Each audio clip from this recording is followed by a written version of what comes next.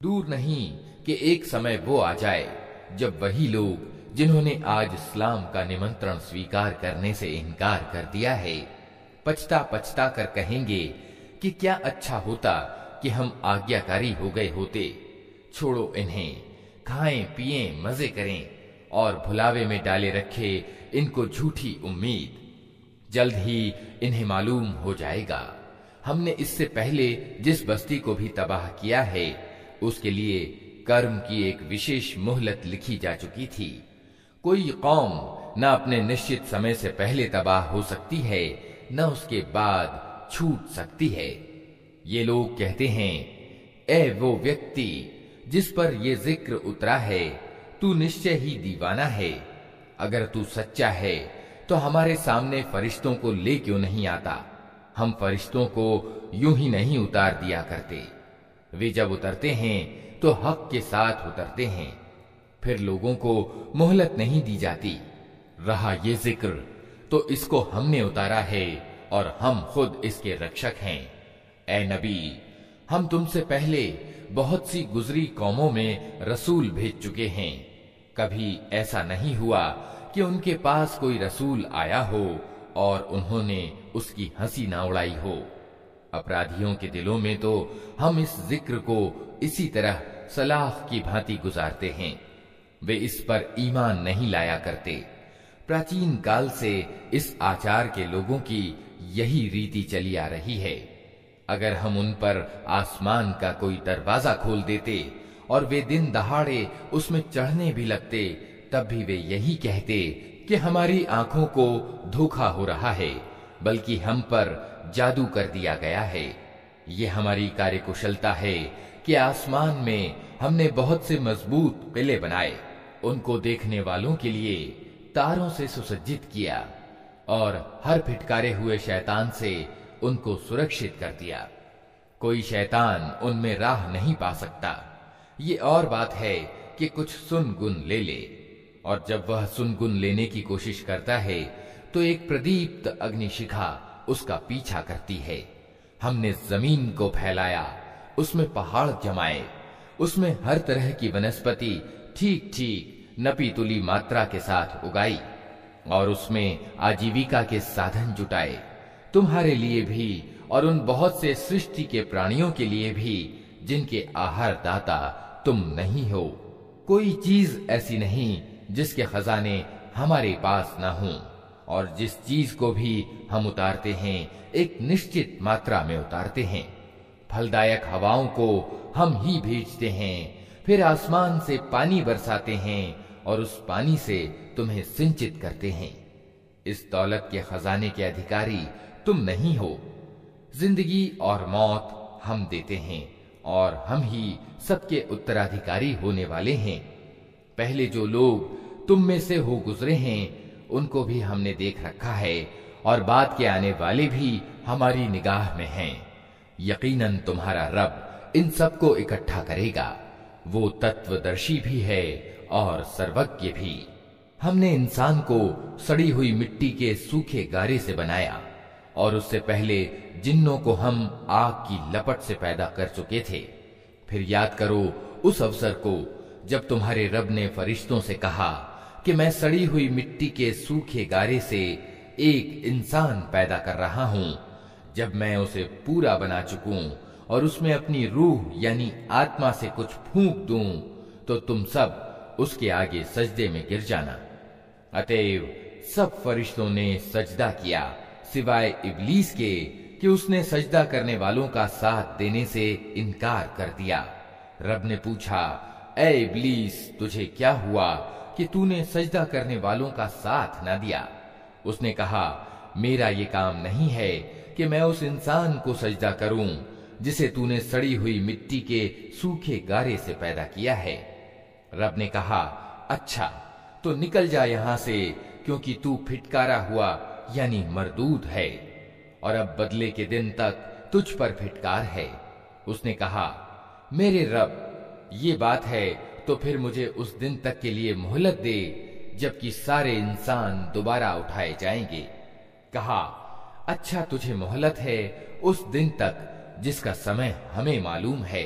वो बोला, मेरे रब, जैसा तूने मुझे बहकाया उसी तरह अब मैं जमीन में उनके लिए मनमोहकता पैदा करके उन सबको बहका दूंगा, सिवाय तेरे उन बंदों के जिन्हें तूने उनमें से खालिस कर लिया हो।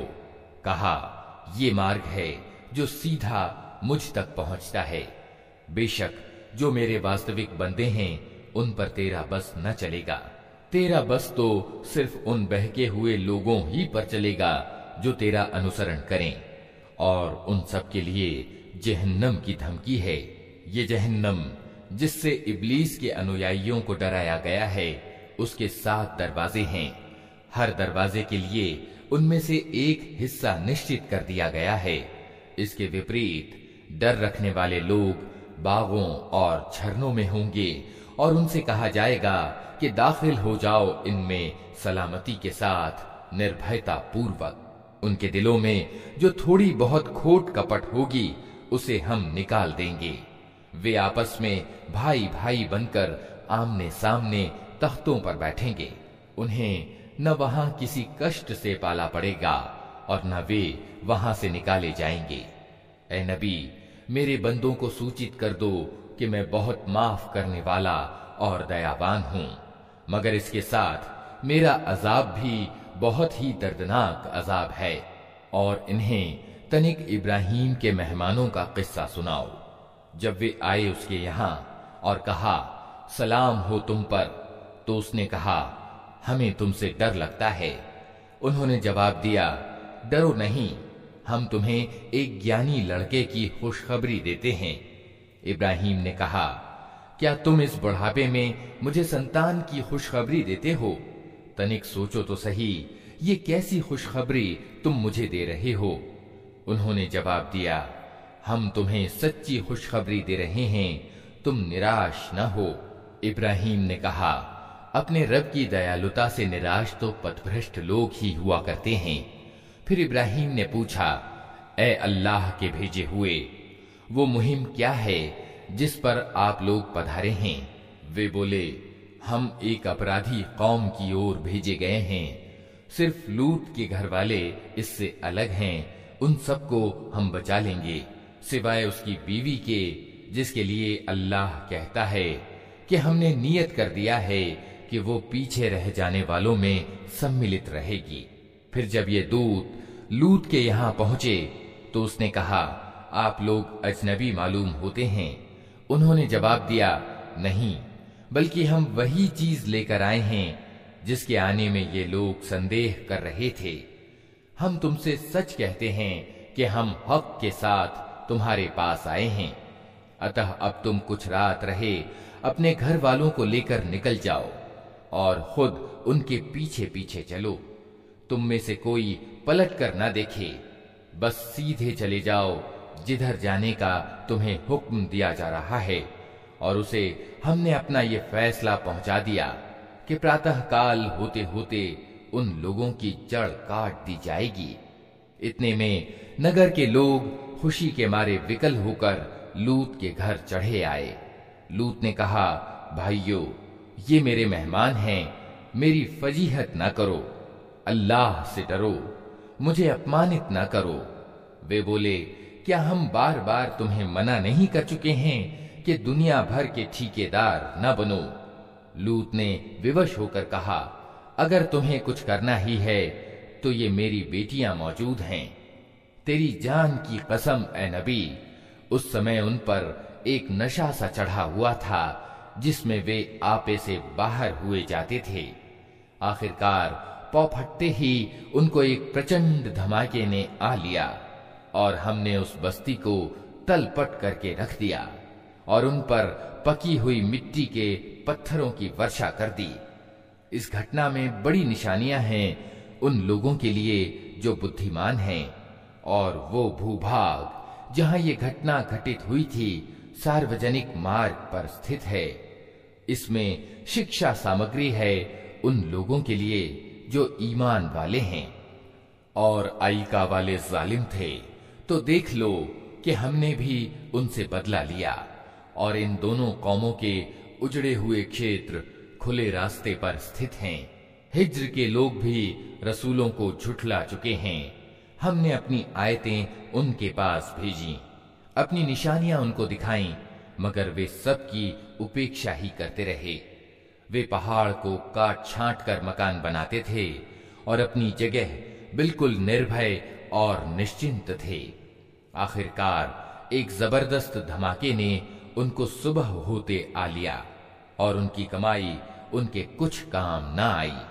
हमने जमीन और आसमानों को और उनमें मौजूद सब चीजों को सत्य के सिवा किसी अन्य आधार पर पैदा नहीं किया है और फैसले की घड़ी यकीनन आने वाली है। अतः ए नबी, तुम इन लोगों की अशिष्टताओं पर शिष्टतानुकूल क्षमा से काम लो। यकीनन तुम्हारा रब सबका स्रष्टा है और सब कुछ जानता है। हमने तुमको 7 ऐसी आयतें दे रखी हैं जो बार बार दोहराई जाने के योग्य हैं और तुम्हें महान कुरान प्रदान किया है। तुम उस सांसारिक सामग्री की ओर आंख उठाकर न देखो जो हमने इनमें से विभिन्न तरह के लोगों को दे रखी हैं, और न इनकी हालत पर अपना दिल कुढ़ाओ। इन्हें छोड़कर ईमान लाने वालों की ओर झुको और न मानने वालों से कह दो कि मैं तो साफ साफ चेतावनी देने वाला हूं। ये उसी तरह की चेतावनी है जैसी हमने उन विच्छेद करने वालों की ओर भेजी थी जिन्होंने अपने कुरान को टुकड़े टुकड़े कर डाला है। तो कसम है तेरे रब की, हम जरूर उन सब से पूछेंगे कि तुम क्या करते रहे हो।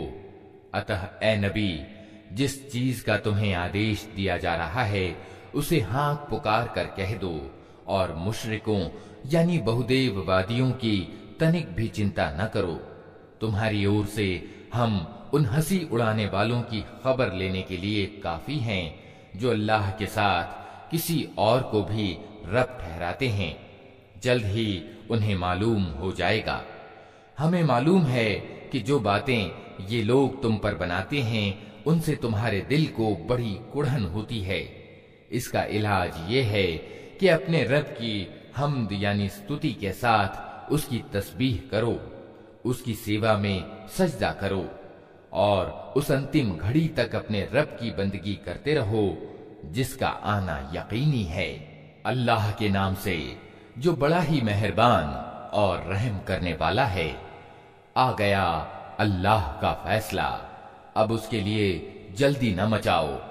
पाक है वो और उच्चतर है उस शिर्क से जो ये लोग कर रहे हैं।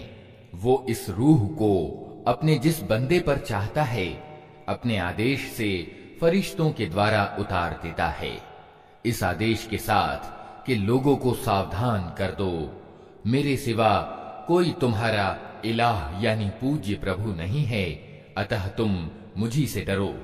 उसने आसमान और जमीन को सत्यानुकूल पैदा किया है। वो बहुत उच्च और श्रेष्ठ है उस शिर्क से जो ये लोग करते हैं। उसने इंसान को एक जरा सी बूंद से पैदा किया और देखते देखते स्पष्टतः वो एक झगड़ालू प्राणी बन गया। उसने जानवर पैदा किए जिनमें तुम्हारे लिए वस्त्र भी हैं और खुराक भी और तरह तरह के दूसरे फायदे भी। उनमें तुम्हारे लिए सौंदर्य है, जबकि सुबह तुम उन्हें चरने के लिए भेजते हो और जबकि शाम उन्हें वापस लाते हो। वे तुम्हारे लिए बोझ ढोकर ऐसे ऐसे स्थानों तक ले जाते हैं जहां तुम जान तोड़ परिश्रम के बिना नहीं पहुंच सकते। वास्तव में तुम्हारा रब बड़ा ही करुणामय और दयावान है। उसने घोड़े और खच्चर और गधे पैदा किए ताकि तुम उन पर सवार हो और वे तुम्हारी जिंदगी की शोभा बने।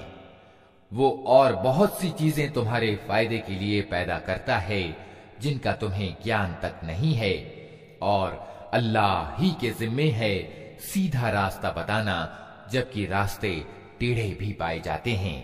अगर वो चाहता तो तुम सबको मार्ग दिखा देता। वही है जिसने आसमान से तुम्हारे लिए पानी बरसाया जिससे तुम्हें खुद पीने को मिलता है और तुम्हारे जानवरों के लिए भी चारा पैदा होता है। वो उस पानी के द्वारा खेतियां उगाता है और जैतून और खजूर और अंगूर और तरह तरह के दूसरे फल पैदा करता है। इसमें एक बड़ी निशानी है उन लोगों के लिए जो सोच विचार करते हैं।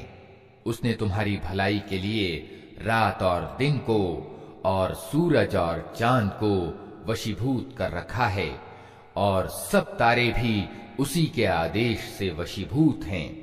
इसमें बहुत सी निशानियां हैं उन लोगों के लिए जो बुद्धि से काम लेते हैं। और ये जो बहुत सी रंग बिरंग की चीजें उसने तुम्हारे लिए जमीन में पैदा कर रखी हैं, इनमें भी जरूर निशानी है उन लोगों के लिए जो शिक्षा लेने वाले हैं। वही है जिसने तुम्हारे लिए समुद्र को वशीभूत कर रखा है ताकि तुम उससे तरोताजा गोश्त लेकर खाओ, और उससे साज सज्जा की वे चीजें निकालो जिन्हें तुम पहना करते हो। तुम देखते हो कि नौका समुद्र का सीना चीरती हुई चलती है। ये सब कुछ इसलिए है कि तुम अपने रब का अनुग्रह यानी फजल तलाश करो और उसके कृतज्ञ बनो। उसने जमीन में पहाड़ों की मेखें गाड़ दी ताकि जमीन तुमको लेकर ढुलक न जाए। उसने नदियां प्रवाहित की और प्राकृतिक मार्ग बनाए ताकि तुम मार्ग पाओ। उसने जमीन में मार्ग बताने वाले चिन्ह रख दिए और तारों से भी लोग मार्ग पाते हैं। फिर क्या वो जो पैदा करता है और वे जो कुछ भी पैदा नहीं करते दोनों समान हैं? क्या तुम होश में नहीं आते? अगर तुम अल्लाह की नेमतों को गिनना चाहो तो गिन नहीं सकते। वास्तविकता ये है कि वो बड़ा ही क्षमाशील और दयावान है। हालांकि वो तुम्हारे खुले को भी जानता है और छिपे को भी। और वे दूसरी हस्तियां जिन्हें अल्लाह को छोड़कर लोग पुकारते हैं, वे किसी चीज की भी सृष्टा नहीं हैं, बल्कि खुद पैदा की हुई हैं। निर्जीव हैं न कि जीवित, और उनको कुछ मालूम नहीं है कि उन्हें कब दोबारा जीवित करके उठाया जाएगा। तुम्हारा इलाह यानी पूज्य प्रभु बस एक ही इलाह है, मगर जो लोग आखिरत को नहीं मानते उनके दिलों में इनकार बस कर रह गया है और वे घमंड में पड़ गए हैं। अल्लाह यकीनन इनकी सब करतूत जानता है, छिपी हुई भी और खुली हुई भी। वो उन लोगों को हरगिज पसंद नहीं करता जो मन के अहंकार में पड़े हुए हों। और जब कोई उनसे पूछता है कि तुम्हारे रब ने ये क्या चीज उतारी है, तो कहते हैं अजी वो तो अगले समयों की पुरातन कहानियां हैं। ये बातें वे इसलिए करते हैं कि कयामत के दिन अपने बोझ भी पूरे उठाएं और साथ साथ कुछ उन लोगों के बोझ भी समेटें जिन्हें ये अज्ञान के कारण पथभ्रष्ट कर रहे हैं। देखो कैसी कठिन जिम्मेदारी है जो ये अपने सिर ले रहे हैं। इनसे पहले भी बहुत से लोग सत्य को नीचा दिखाने के लिए ऐसी ही मक्कारियां कर चुके हैं। तो देख लो कि अल्लाह ने उनकी मक्कारी की इमारत जड़ से उखाड़ फेंकी और उसकी छत ऊपर से उनके सिर पर आ रही, और ऐसी दिशा से उन पर अजाब आया जिधर से उसके आने का उनको गुमान तक न था। फिर कयामत के दिन अल्लाह उन्हें अपमानित करेगा और उनसे कहेगा, बताओ अब कहां हैं मेरे वे साझीदार जिनके लिए तुम सत्यवादियों से झगड़े किया करते थे। जिन लोगों को दुनिया में ज्ञान मिला था वे कहेंगे आज अपमान और दुर्भाग्य है इनकार करने वालों के लिए। हाँ, उन्हीं इनकार करने वालों के लिए जो अपने आप पर जुल्म करते हुए जब फरिश्तों के हाथों पकड़े जाते हैं तो उद्दंडता त्याग कर तुरंत डगें डाल देते हैं और कहते हैं हम तो कोई बुरा काम नहीं कर रहे थे। फरिश्ते जवाब देते हैं कर कैसे नहीं रहे थे, अल्लाह तुम्हारी करतूतों से खूब परिचित है। अब जाओ जहन्नम के दरवाजों में घुस जाओ, वहीं तुमको हमेशा रहना है। वास्तव में बड़ा ही बुरा ठिकाना है अहंकारियों के लिए। दूसरी ओर जब अल्लाह का डर रखने वाले लोगों से पूछा जाता है कि ये क्या चीज है जो तुम्हारे रब की ओर से अवतरित हुई है, तो वे जवाब देते हैं कि बेहतरीन चीज उतरी है। इस तरह के उत्तमकार लोगों के लिए इस दुनिया में भी भलाई है और आखिरत का घर तो जरूर ही उनके हक में ज्यादा अच्छा है। बड़ा अच्छा घर है डर रखने वाले लोगों का, हमेशा रहने की जन्नतें जिनमें वे प्रवेश करेंगे, नीचे नहरें बह रही होंगी और सब कुछ वहां बिल्कुल उनकी इच्छा के अनुकूल होगा। ये बदला देता है अल्लाह डर रखने वालों को, उन डर रखने वालों को जिनके प्राण पवित्रता की हालत में जब फरिश्ते निकालते हैं तो कहते हैं सलाम हो तुम पर, जाओ जन्नत में अपने कर्मों के बदले। ऐ नबी, अब जो ये लोग इंतजार कर रहे हैं तो इसके सिवा अब और क्या बाकी रह गया है कि फरिश्ते ही आ पहुंचें या तेरे रब का फैसला लागू हो जाए। इसी तरह की ढिठाई इनसे पहले बहुत से लोग कर चुके हैं, फिर जो कुछ उनके साथ हुआ वो उन पर अल्लाह का जुल्म न था बल्कि उनका अपना जुल्म था जो उन्होंने खुद अपने ऊपर किया। उनकी करतूतों की खराबियां आखिरकार उनके सिर आ लगीं और वही चीज उन पर छाकर रही जिसकी वे हंसी उड़ाया करते थे। ये मुशरिक यानी बहुदेववादी कहते हैं अगर अल्लाह चाहता तो न हम और न हमारे बाप दादा उसके सिवा किसी और की बंदगी करते और न उसके आदेश के बिना किसी चीज को हराम यानी अवैध ठहराते। ऐसे ही बहाने इनसे पहले के लोग भी बनाते रहे हैं, तो क्या रसूलों पर साफ साफ बात पहुंचा देने के सिवा और भी कोई जिम्मेदारी है? हमने हर उम्मत में एक रसूल भेज दिया और उसके द्वारा सबको सूचित कर दिया कि अल्लाह की बंदगी करो और बढ़े हुए अवज्ञाकारी यानी तागूत की बंदगी से बचो। इसके बाद उनमें से किसी को अल्लाह ने मार्ग दिखाया और किसी पर गुमराही छा गई। फिर तनिक जमीन में चल फिर कर देख लो कि झुठलाने वालों का क्या अंजाम हो चुका है। ऐ नबी, तुम चाहे उनके मार्ग पर आने के लिए कितने ही लालायित हो, मगर अल्लाह जिसको भटका देता है फिर उसे मार्ग नहीं दिखाया करता और इस तरह के लोगों की मदद कोई नहीं कर सकता। ये लोग अल्लाह के नाम से कड़ी कड़ी कस्में खाकर कहते हैं कि अल्लाह किसी मरने वाले को फिर से जिंदा करके न उठाएगा क्यों नहीं। ये तो एक वादा है जिसे पूरा करना उसने अपने ऊपर अनिवार्य कर लिया है, मगर ज्यादातर लोग जानते नहीं हैं और ऐसा होना इसलिए जरूरी है कि अल्लाह इनके सामने उस तथ्य को खोल दे जिसके बारे में ये मतभेद कर रहे हैं और सत्य का इनकार करने वालों को मालूम हो जाए कि वे झूठे थे। रही उसकी संभावना तो हमें किसी चीज को अस्तित्व प्रदान करने के लिए इससे ज्यादा कुछ करना नहीं होता कि उसे आदेश दें हो जा और बस वो हो जाती है। जो लोग जुल्म सहने के बाद अल्लाह के लिए अपना घर बार छोड़कर हिजरत कर गए हैं उनको हम इस दुनिया ही में अच्छा ठिकाना देंगे और आखिरत का प्रतिदान तो बहुत बड़ा है। क्या ही अच्छा होता कि जान लेते वे पीड़ित जिन्होंने सब्र से काम लिया है और जो अपने रब के भरोसे पर काम कर रहे हैं कि कैसा अच्छा परिणाम उनके इंतजार में है। ऐ नबी, हमने तुमसे पहले भी जब कभी रसूल भेजे हैं आदमी ही भेजे हैं जिनकी ओर हम अपने संदेशों की वही यानी प्रकाशना किया करते थे। जिक्र वालों से पूछ लो अगर तुम लोग खुद नहीं जानते।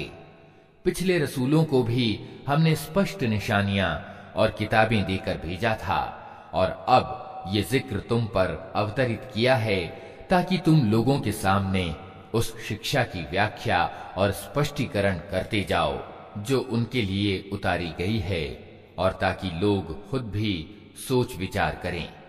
फिर क्या वे लोग जो पैगंबर के संदेश के विरोध में बुरी से बुरी चालें चल रहे हैं इस बात से बिल्कुल ही निश्चिंत हो गए हैं कि अल्लाह उनको जमीन में धंसा दे या ऐसी दिशा से उन पर अजाब ले आए जिधर से उसके आने का उनको गुमान तक ना हो।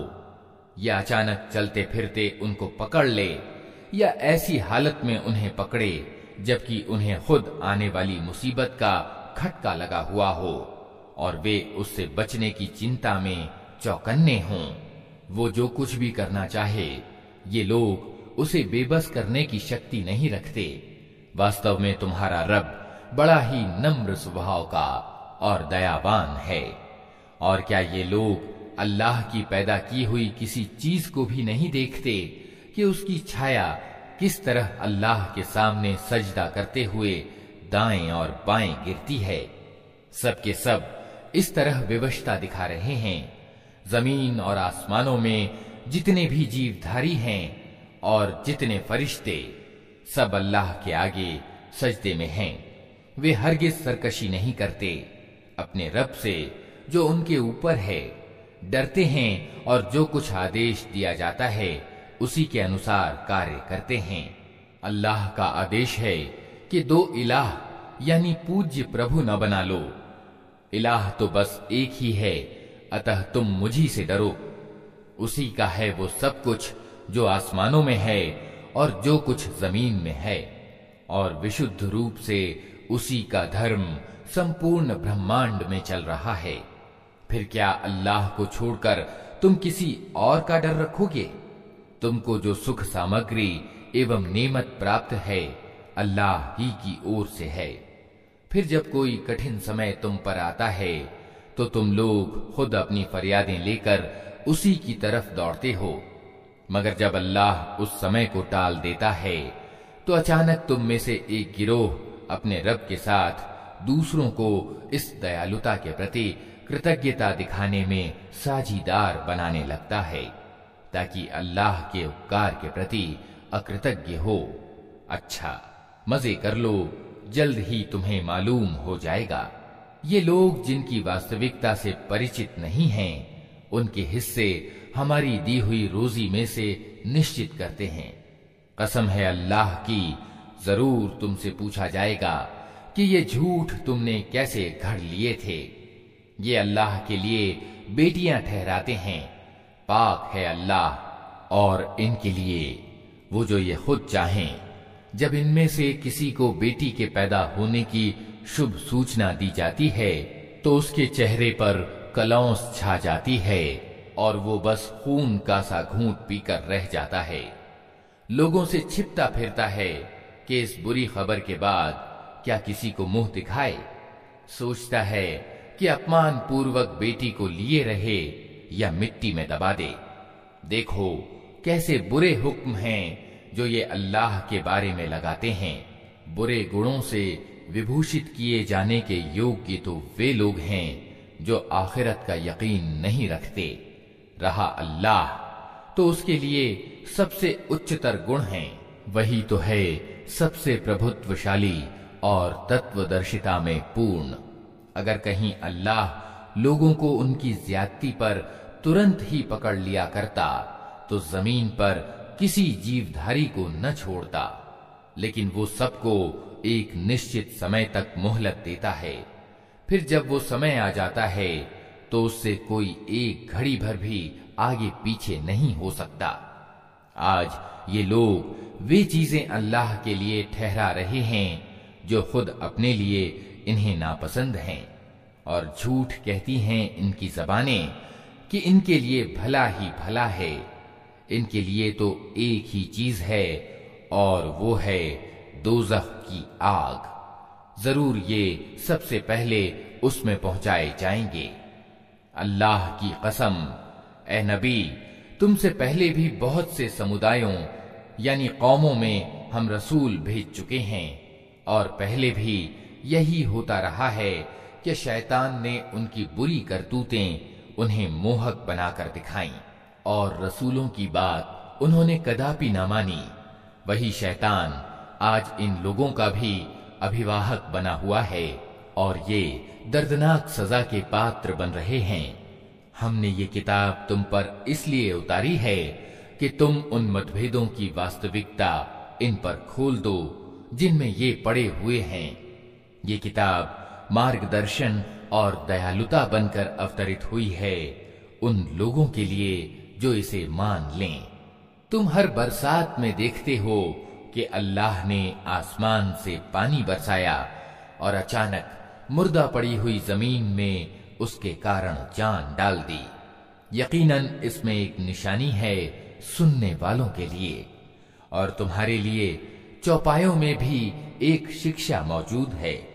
उनके पेट से गोबर और खून के बीच से हम एक चीज तुम्हें पिलाते हैं, अर्थात शुद्ध दूध, जो पीने वालों के लिए अत्यंत स्वादिष्ट है। इसी तरह खजूरों के पेड़ों और अंगूरों की बेलों से भी हम एक चीज तुम्हें पिलाते हैं, जिसे तुम मादक यानी नशीली भी बना लेते हो और पाक रोजी भी। यकीनन इसमें एक निशानी है बुद्धि से काम लेने वालों के लिए। और देखो, तुम्हारे रब ने मधुमक्खी पर इस बात की प्रकाशना यानी वही कर दी कि पहाड़ों में और पेड़ों में और टट्टियों पर चढ़ाई हुई बेलों में अपने छत्ते बना और हर तरह के फलों का रस चूस और अपने रब की समतल की हुई राहों पर चलती रह। उस मक्खी के भीतर से रंग बिरंग का एक शरबत निकलता है जिसमें शिफा यानी आरोग्य है लोगों के लिए। यकीनन इसमें भी एक निशानी है उन लोगों के लिए जो सोच विचार करते हैं। और देखो, अल्लाह ने तुमको पैदा किया, फिर वो तुमको मौत देता है और तुम में से कोई निकृष्टतम आयु को पहुंचा दिया जाता है, ताकि सब कुछ जानने के बाद फिर कुछ ना जाने। सच ये है कि अल्लाह ही ज्ञान में भी पूर्ण है और सामर्थ्य में भी। और देखो, अल्लाह ने तुम में से कुछ को कुछ के मुकाबले में रोजी में आगे रखा है। फिर जिन लोगों को इस प्रकार आगे रखा है, वे ऐसे नहीं हैं कि अपनी रोजी अपने गुलामों की ओर फेर दिया करते हों, ताकि दोनों इस रोजी में बराबर के हिस्सेदार बन जाएं। तो क्या अल्लाह ही का उपकार स्वीकार करने से इन लोगों को इनकार है? और वो अल्लाह ही है जिसने तुम्हारे लिए तुम्हारी सहजाती पत्नियां बनाई और उसी ने उन पत्नियों से तुम्हें बेटे पोते प्रदान किए और अच्छी अच्छी चीजें तुम्हें खाने को दी। फिर क्या ये लोग ये सब कुछ देखते और जानते हुए भी असत्य को मानते हैं और अल्लाह के उपकार को स्वीकार करने से इनकार करते हैं और अल्लाह को छोड़कर उनको पूजते हैं जिनके हाथ में न आसमानों से उन्हें कुछ भी रोजी देनी है और न जमीन से, और न ये काम वे कर ही सकते हैं। अतः अल्लाह के लिए मिसालें न घड़ो, अल्लाह जानता है तुम नहीं जानते। अल्लाह एक मिसाल देता है, एक तो है गुलाम जिस पर दूसरे का अधिकार है और खुद उसे कोई अधिकार प्राप्त नहीं। दूसरा व्यक्ति ऐसा है जिसे हमने अपनी ओर से अच्छी रोजी दी है और वो उसमें से खुले और छिपे खूब खर्च करता है। बताओ, क्या ये दोनों बराबर हैं? प्रशंसा है अल्लाह के लिए, मगर ज्यादातर लोग इस सीधी बात को नहीं जानते। अल्लाह एक और मिसाल देता है, दो आदमी हैं, एक गूंगा बहरा है, कोई काम नहीं कर सकता, अपने मालिक पर बोझ बना हुआ है, जिधर भी वो उसे भेजे कोई भला काम उससे बन न आए। दूसरा व्यक्ति ऐसा है कि न्याय का आदेश देता है और खुद सीधे मार्ग पर है। बताओ, क्या ये दोनों समान हैं? और जमीन और आसमान के छिपे तथ्यों का ज्ञान तो अल्लाह ही को है, और कयामत के लागू होने का मामला कुछ देर न लेगा, मगर बस उतनी कि जिसमें आदमी की पलक झपक जाए, बल्कि उससे भी कुछ कम। वास्तविकता ये है कि अल्लाह सब कुछ कर सकता है। अल्लाह ने तुमको तुम्हारी माओं के पेटों से निकाला इस हालत में कि तुम कुछ न जानते थे। उसने तुम्हें कान दिए, आंखें दी और सोचने वाले दिल दिए, इसलिए कि तुम कृतज्ञ बनो। क्या इन लोगों ने कभी पक्षियों को नहीं देखा कि आसमानी फिजा में किस प्रकार वशीभूत हैं? अल्लाह के सिवा किसने इनको थाम रखा है। इसमें बहुत निशानियां हैं उन लोगों के लिए जो ईमान लाते हैं। अल्लाह ने तुम्हारे लिए तुम्हारे घरों को ठहरने की जगह बनाया। उसने जानवरों की खालों से तुम्हारे लिए ऐसे घर पैदा किए जिन्हें तुम यात्रा और ठहरने दोनों हालतों में हल्का पाते हो। उसने जानवरों के ऊन और बालों से तुम्हारे लिए पहनने और बरतने की बहुत सी चीजें पैदा कर दी जो जिंदगी की निश्चित अवधि तक तुम्हारे काम आती हैं। उसने अपनी पैदा की हुई बहुत सी चीजों से तुम्हारे लिए छायों का प्रबंध किया।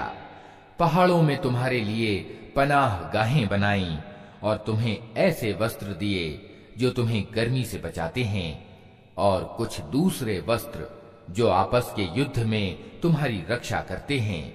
इस तरह वो तुम पर अपनी नेमतों यानी कृपा दानों को पूरा करता है, शायद कि तुम आज्ञाकारी बनो।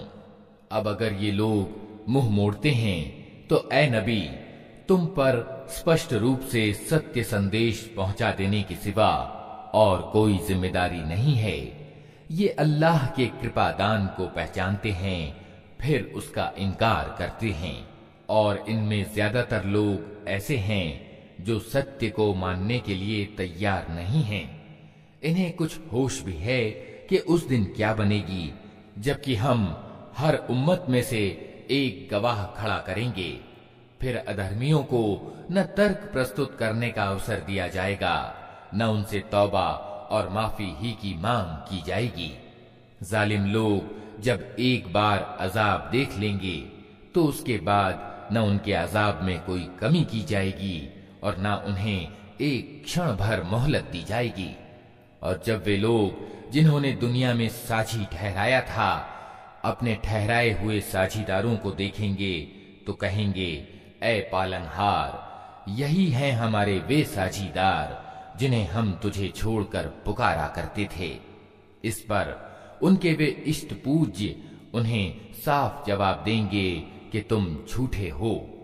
उस समय ये सब अल्लाह के आगे झुक जाएंगे और उनके वे सारे झूठ जो ये दुनिया में खड़ा करते थे रफू चक्कर हो जाएंगे। जिन लोगों ने खुद इनकार का मार्ग अपनाया और दूसरों को अल्लाह के मार्ग से रोका, उन्हें हम अजाब पर अजाब देंगे उस बिगाड़ के बदले में जो वे दुनिया में पैदा करते रहे। ऐ नबी, इन्हें उस दिन से सावधान कर दो जबकि हम हर उम्मत में खुद उसी के अंदर से एक गवाह उठा खड़ा करेंगे जो उसके मुकाबले में गवाही देगा, और इन लोगों के मुकाबले में गवाही देने के लिए हम तुम्हें लाएंगे।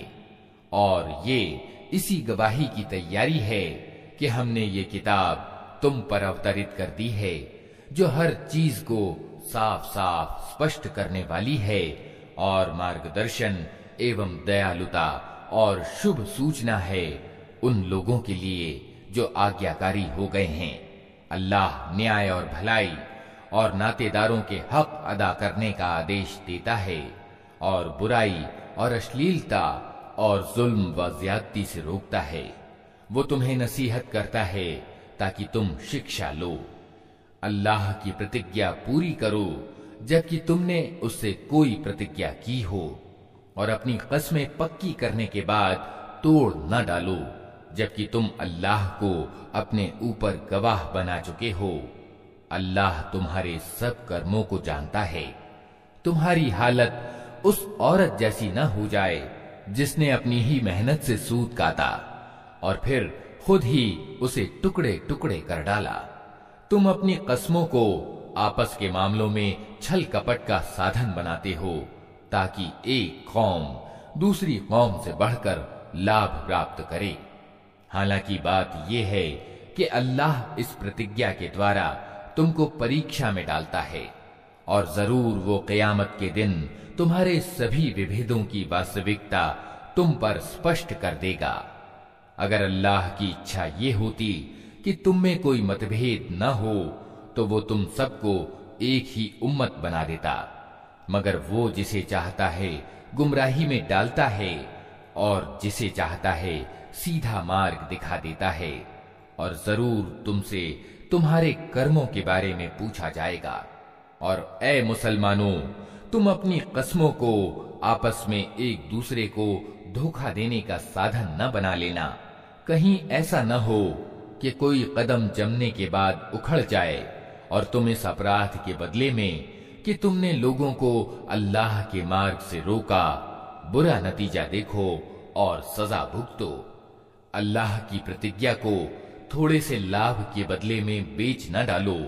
जो कुछ अल्लाह के पास है वो तुम्हारे लिए ज्यादा अच्छा है अगर तुम जानो। जो कुछ तुम्हारे पास है वो खर्च हो जाने वाला है, और जो कुछ अल्लाह के पास है वही बाकी रहने वाला है। और हम जरूर सब्र से काम लेने वालों को उनके बदले उनके उत्तम कर्मों के अनुसार देंगे। जो व्यक्ति भी अच्छा कर्म करेगा, चाहे वो मर्द हो या औरत, शर्त ये है कि हो वो मोमिन यानी ईमान वाला, उसे हम दुनिया में पवित्र जीवन यापन कराएंगे और परलोक में ऐसे लोगों को उनके बदले उनके उत्तम कर्मों के अनुसार प्रदान करेंगे। फिर जब तुम कुरान पढ़ने लगो तो फिटकारे हुए शैतान से अल्लाह की पनाह मांग लिया करो। उसे उन लोगों पर जोर और अधिकार प्राप्त नहीं होता जो ईमान लाते और अपने रब पर भरोसा करते हैं। उसका जोर तो उन्हीं लोगों पर चलता है जो उसको अपना अभिभावक बनाते और उसके बहकाने से शिर्क करते हैं। जब हम एक आयत की जगह दूसरी आयत उतारते हैं और अल्लाह अच्छा जानता है कि वो क्या उतारे, तो ये लोग कहते हैं कि तुम ये कुरान खुद गढ़ते हो। वास्तव में बात ये है कि इनमें से ज्यादातर लोग हकीकत से अपरिचित हैं।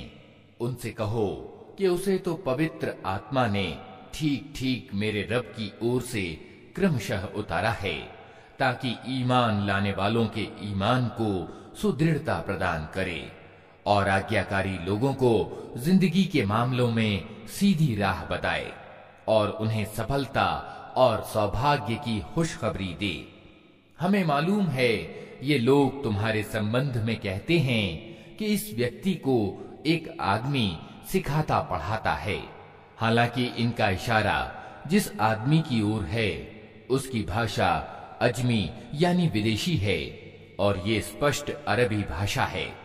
वास्तविकता ये है कि जो लोग अल्लाह की आयतों को नहीं मानते, अल्लाह कभी उनको सही बात तक पहुंचने का सुअवसर नहीं देता और ऐसे लोगों के लिए दर्दनाक अजाब है। झूठी बातें नबी नहीं गढ़ता, बल्कि झूठ वे लोग घड़ रहे हैं जो अल्लाह की आयतों को नहीं मानते, वही वास्तव में झूठे हैं। जो व्यक्ति ईमान लाने के बाद इनकार करे, वो अगर मजबूर किया गया हो और दिल उसका ईमान पर संतुष्ट हो तब तो ठीक है, मगर जिसने दिल की रजामंदी से कुफ्र यानी अधर्म को स्वीकार कर लिया है, उस पर अल्लाह का गजब है और ऐसे सब लोगों के लिए बड़ा अजाब है।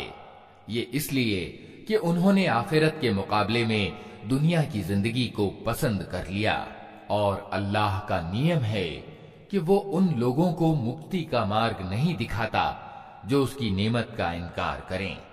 ये वे लोग हैं जिनके दिलों और कानों और आंखों पर अल्लाह ने ठप्पा लगा दिया है। ये गफलत में डूब चुके हैं। जरूर है कि आखिरत यानी परलोक में यही घाटे में रहें।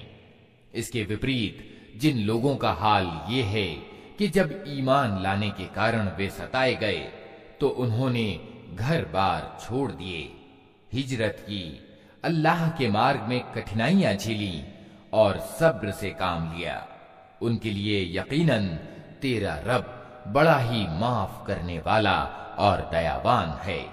इन सब का फैसला उस दिन होगा जबकि हर व्यक्ति अपने ही बचाव की चिंता में लगा हुआ होगा और हर एक को उसके किए का बदला पूरा पूरा दिया जाएगा और किसी पर कण भर जुल्म न होने पाएगा।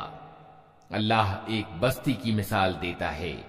वो निश्चिंतता और इत्मीनान की जिंदगी बिता रही थी और हर ओर से उसको बहुतायत के साथ रोजी पहुंच रही थी कि उसने अल्लाह की नेमतों के संबंध में अकृतज्ञता दिखानी शुरू कर दी।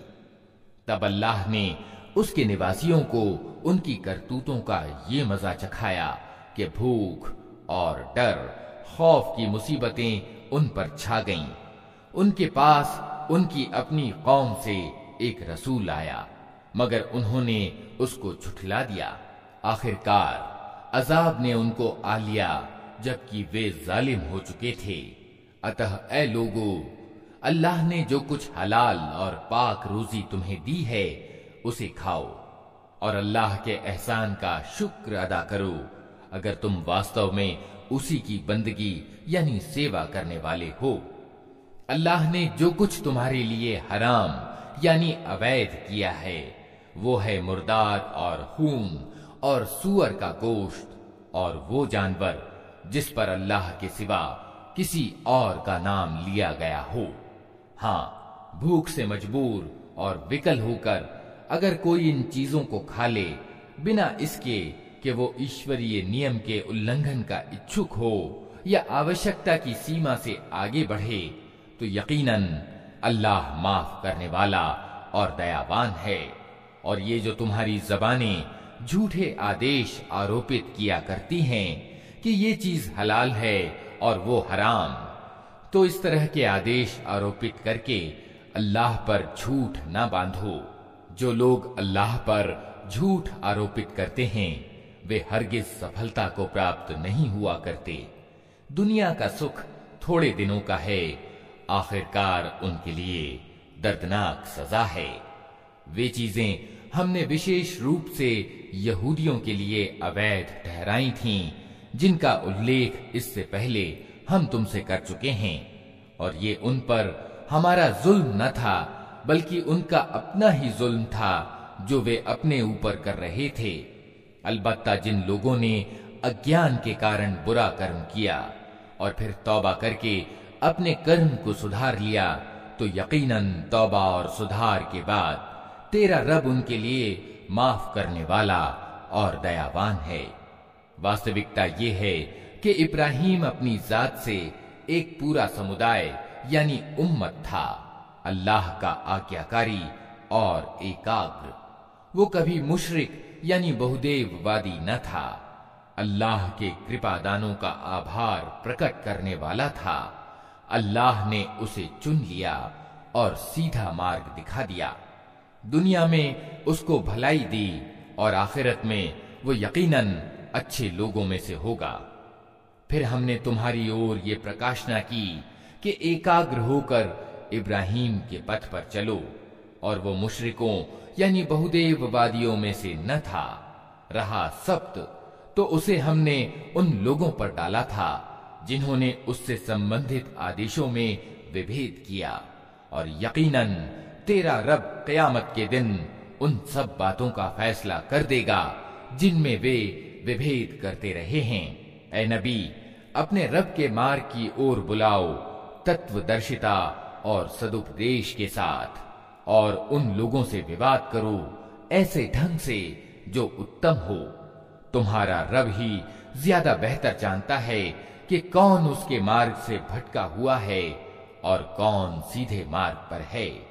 और अगर तुम लोग बदला लो तो बस उतना ही ले लो जितनी तुम पर ज्यादती की गई हो, लेकिन अगर तुम सब्र से काम लो तो यकीनन ये सब्र करने वालों ही के लिए अच्छा है।